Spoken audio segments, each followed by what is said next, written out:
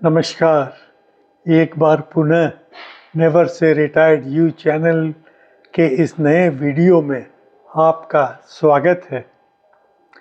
आज मैं बात कर रहा हूँ मेरे इस सप्ताह के लेख पर, जिसका शीर्षक था स्वीकार्यता वृद्धावस्था की सबसे बड़ी पूंजी है। कहें तो accept whatever is happening, whatever is decided by the Almighty। कहना आसान है पर करना अत्यंत कठिन, विशेषकर जीवन के उत्तरार्ध में, कि हर कठिन परिस्थिति के सहजता और मुस्कान के साथ स्वीकार किया जाए।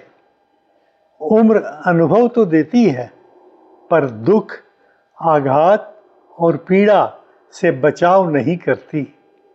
कई बार तो लगता है कि जीवन के इस पड़ाव पर जब हम सोचते हैं कि अब बहुत कुछ सह लिया है, कोई अप्रत्याशित घटना भीतर तक हिला देती है।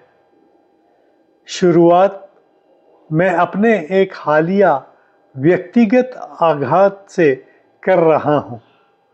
मेरे एक मित्र, जिससे मेरी मित्रता 70 वर्षों से भी अधिक की है और जो अपने 81वें वर्ष 81st ईयर में हैं, उन्होंने अपने इकलौते पुत्र को खो दिया।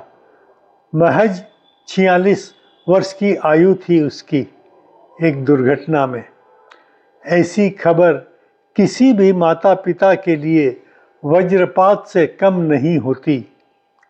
यह घटना मुझे वेदांत समूह के चेयरमैन अनिल अग्रवाल के साथ हुई एक समान त्रासदी की याद दिला देती है।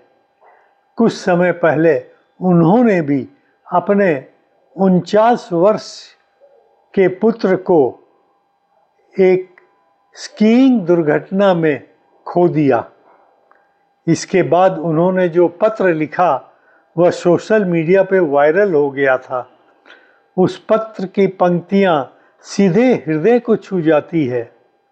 वो लिखते हैं, अपने ही पुत्र को विदा करना एक पिता के लिए असहनीय पीड़ा है। पुत्र का जाना पिता से पहले नहीं होना चाहिए। ये शब्द केवल उनके नहीं, हर माता पिता की व्यथा को व्यतीत करते हैं। माता पिता को खोना जीवन की स्वाभाविक प्रक्रिया मानी जाती है, पर संतान को खोना कभी भी स्वाभाविक नहीं लगता, किसी भी उम्र में। आधुनिक जीवन हमें अनेक भ्रम देता है। योजना, सुरक्षा, बीमा, संपत्ति, स्वास्थ्य, सफलता।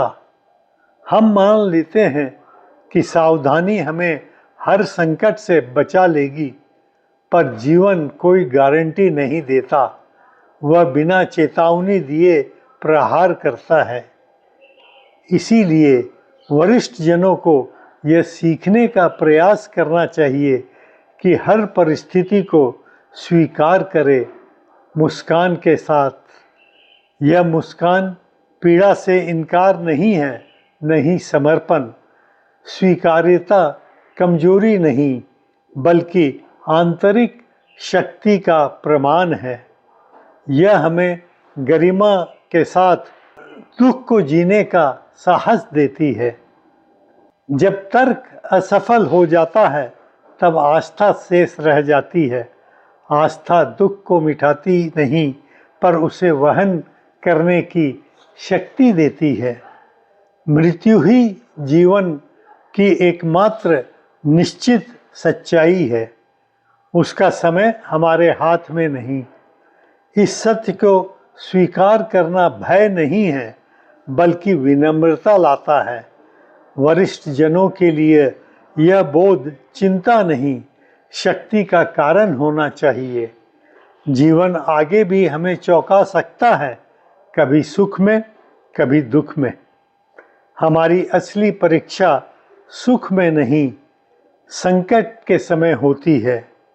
भावनात्मक संतुलन, आस्था और स्वीकार्यता ये केवल गुण नहीं बल्कि आध्यात्मिक परिपक्वता के संकेत हैं। संयोग ही है कि पिछले सप्ताह मेरा लेख था, वरिष्ठ जन मन का विश्वास कम न होने दें। उसमें एक पुरानी आत्मा को छूने वाली प्रार्थना का उल्लेख था। किसे पता था कुछ ही दिनों में इतना निकट का व्यक्तिगत आघात होगा और मुझे फिर से विश्वास, स्वीकार्यता और आंतरिक शक्ति पर लिखना पड़ेगा।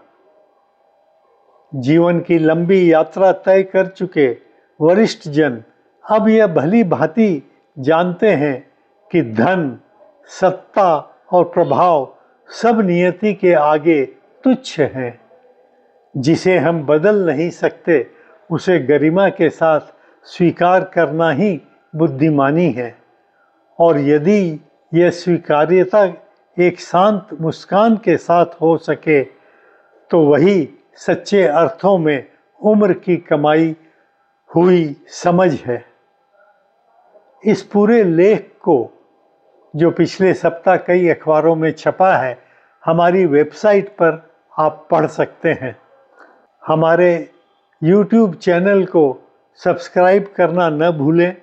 अपने परिजनों से भी आग्रह करें कि इस चैनल को सब्सक्राइब करें। इसमें केवल वैसे ही विषय लिए जाते हैं जो बुजुर्ग वरिष्ठ जन को संबोधित करते हैं। धन्यवाद।